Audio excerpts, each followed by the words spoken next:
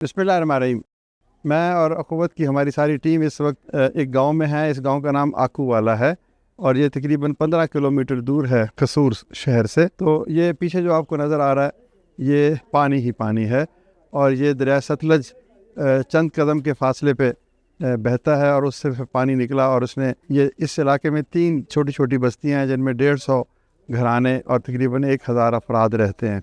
तो वो सब उनके घर बर्बाद हो गए, ज़मीन बोस हो गए और दरिया का हिस्सा बन गए और पानी की लहरें उनके सामान को भी ले गईं और उनकी उम्मीदों को, उनकी दिल की ख्वाहिशों को।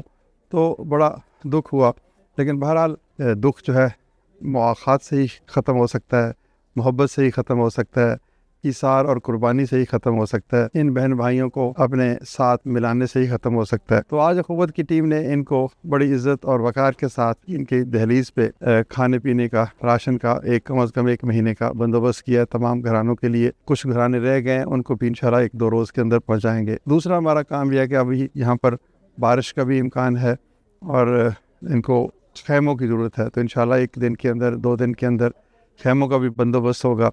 तीसरी अहम चीज़ उन्होंने बताई है कि इनके सैकड़ों जानवर हैं और उन जानवरों के लिए भी अब चारा नहीं रहा और इर्द गिर्द चारा मुयस्सर भी नहीं है। तो हमने फिर इनको चारे की ख़रीदारी के लिए छोटे कर्ज़े देंगे। इन्होंने ख़ुद से इस बात का इकरार किया कि अगर हमें चारे की ख़रीदारी के लिए कर्ज़ा मिल जाए और खाने पीने के लिए तो जो कुछ मिला वो तो तोहफ़ा है, जानवरों के चारे के लिए हम इनको कर्ज़ा देंगे। और इन्होंने कहा कि 6 महीनों के बाद वो थोड़ा थोड़ा 2-2, 4-4 हज़ार जो इन्होंने वंडा ख़रीदना है या साइलेज ख़रीदना है तो वो ख़रीदेंगे।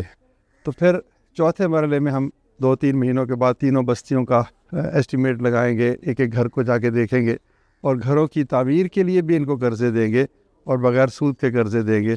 और ये लोग इस बात पर ही ख़ुद से मुतमईन हैं कि हमें अगर हमारा सामान बड़ी हद तक बच भी गया है, कुछ ईंटें वहीं गिर गईं, शहतीर वहीं गिर गए, दरवाज़े खिड़कियाँ गिर गए, लेकिन पानी ने उनको मुनहदम कर दिया, उस घर को, उस कमरे को, तो उसकी तामीर के लिए फिर हम कर्ज़ा देंगे। यानी हमारा एक पूरा पैकेज है, रिलीफ से लेकर रिहेबिलिटेशन तक। रिलीफ में हमने उनको खाना दिया, उनको अद्वियात और उनको मेडिकल की सहूलतें, फिर उसके बाद हमने जानवरों के लिए, फिर उसके बाद हमने घरों की तामीर के लिए इंशाअल्लाह ताला, और फिर उसके बाद फसलों के लिए भी हम इनको कर्ज़ा देंगे। तो this is the manifestation of अख़ुवत, this is the best model कि जिस तरह से लोगों को पहले प्यार करके उनकी रिलीफ़ करें और फिर उनको रिहेबिलिटेट करें और इस तरह से करें कि ये उनकी इज़्ज़त नफ्स पे भी बोझ ना आए और हमें भी जो अल्लाह ताला ने जो तौफ़ीक दी, हमें भी ये एहसास हो कि हम ये काम इज़्ज़त और वक़ार और इनकिसार के साथ कर रहे हैं।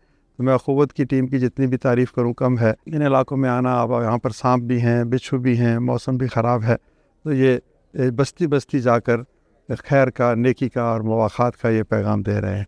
अल्लाह ताला इन पर रहम करे, हम सब पे रहम करे, हमें सबको तौफ़ीक दे कि ये जो हम इनकी खिदमत कर सकें। और इन लोगों ने जो दुआ दी है वो मैं आपको बता नहीं सकता।